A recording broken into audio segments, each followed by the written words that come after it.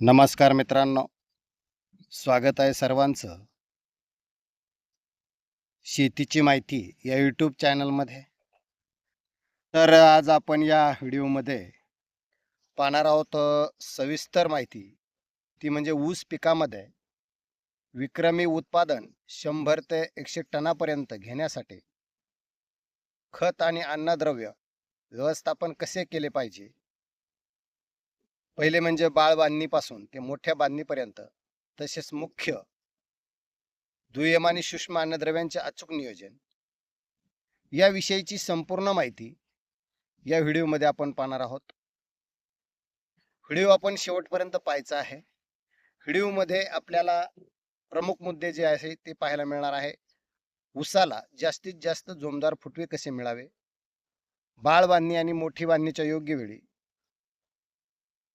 योग्य वेळ आणि नत्र स्फुरत पालाश आणि सल्फरचे योग्य प्रमाण. दुसरी गोष्ट, जमिनीची प्रत सुधारण्यासाठी सेंद्रिय व जीवाणू खतांचं महत्त्व, फवारणी आणि तण व्यवस्थापन योग्य पद्धती या संदर्भातली माहिती मित्रांनो संपूर्ण आपण या व्हिडिओमध्ये पाहणार आहोत. त्यासाठी तुम्हाला मित्रांनो हा व्हिडिओ शेवटपर्यंत पाहायचा आहे. नवीन असेल तर आपली शेतीची माहिती या यूट्यूब चॅनलला सबस्क्राईब करायचं आहे, जेणेकरून असेच खूप छान सुंदर माहितीचे व्हिडिओ तुम्हाला पाहायला मिळतील. तर मित्रांनो, आपण ऊस शेती करत असताना आपल्याला अनेक प्रकारच्या समस्या येतात.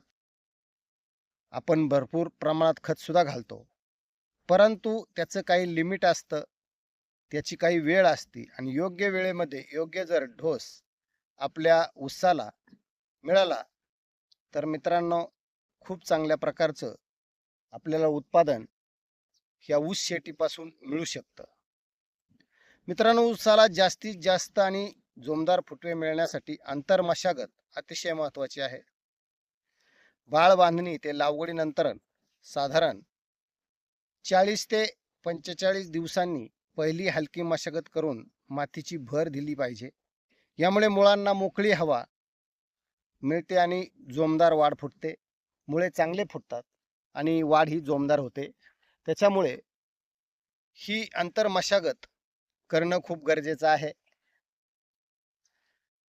त्याच्यानंतर मित्रांनो, मोठी बांधणी साधारणपणे 90 ते 120 दिवसाच्या दरम्यान, जेव्हा एक डोळ्याला 10 ते 12, 15, 20 जोमदार फुटवे तयार होतात, तेव्हा मोठी बांधणीची खूप गरज असते, जेणेकरून आपल्याला जे फुटवे आलेले आहेत ते फुटवे एक समान चांगल्या प्रतीचे येण्यासाठी हे नियोजन खूप महत्त्वाचं आहे.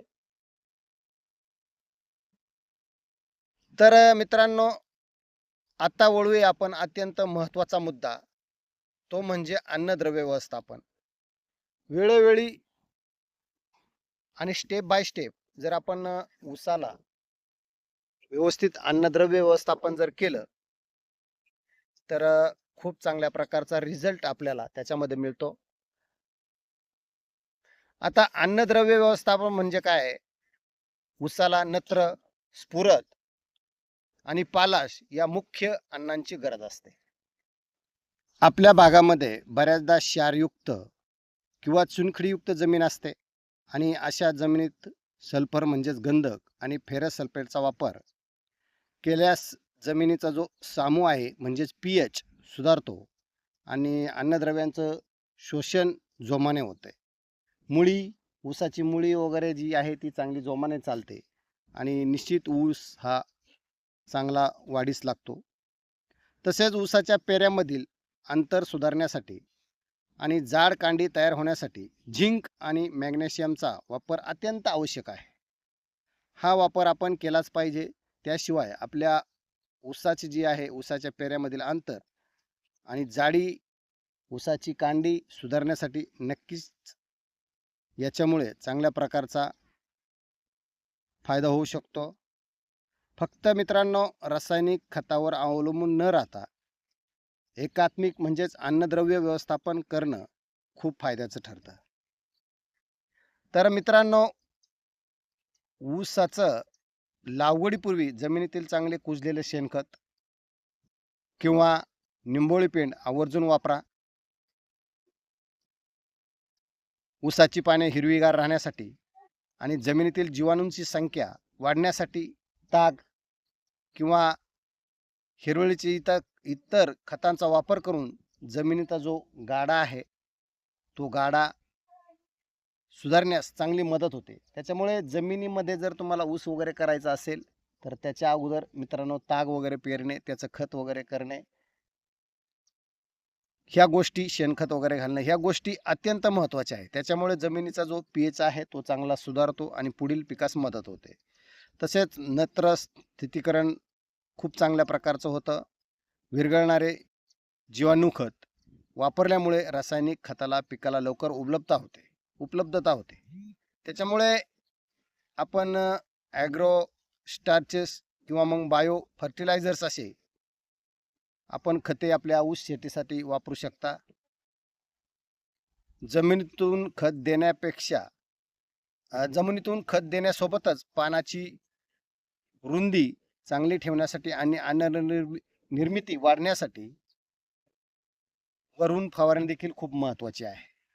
मग त्याच्यामध्ये तुम्ही फवारणी करत असताना कोणत्या कोणत्या फवारण्या केल्या पाहिजे हे सुद्धा आपण याच्यामधून पाहू. कोणत्या टॉनिकचा वापर केला पाहिजे तर सुरुवातीच्या काळामध्ये 1919 आणि शुगर केन स्पेशल मायक्रो मेकची एक फवारणी खूप महत्त्वाची आहे, ती आपण नक्की करावी. त्याच्यानंतर मित्रांनो वाढत्या टप्प्यात म्हणजेच साधारणपणे वाढत्या टप्प्यामध्ये 1261-0 किंवा मग 13-0-45 सोबत सूक्ष्म अन्नद्रव्यांची फवारणी करावी. याच्यामुळे काय होतं मित्रांनो, ऊसातील याच्यामुळे आपल्या ऊसाला खूप चांगल्या प्रकारचा फायदा होऊ शकतो. आता दुसरी याशिवाय अनेक गोष्टी आहेत, त्या कशा करायच्या बघा. याशिवाय तुम्ही ऊसातील तण नियंत्रणासाठी लागवडीनंतर किंवा तणनाशकाचा वापर करून ते तणरहित ठेवावं, जेणेकरून खतांचा संपूर्ण फायदा हा आपल्या ऊसाला होऊ शकतो. काय होतं, बऱ्याचदा आपण ऊसाला खत मारतो, त्याच्यामध्ये भरपूर प्रकारचे तण असतात आणि ते तण सर्व खत खाऊन घेतात आणि मग परिणामी ऊसाला पाहिजे तो खताचा पुरवठा होत नाही.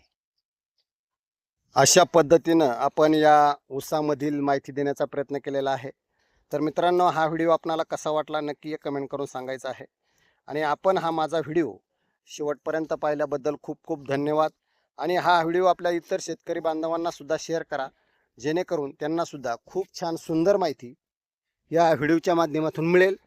तर असो मित्रांनो, असेच माझे नवनवीन व्हिडिओ पाहण्यासाठी शेतीची माहिती या यूट्यूब चॅनलला सबस्क्राईब करा आणि आपल्या इतर बांधवांना सुद्धा शेअर करा. व्हिडिओ शेवटपर्यंत पाहिल्याबद्दल धन्यवाद. जय जवान जय किसान.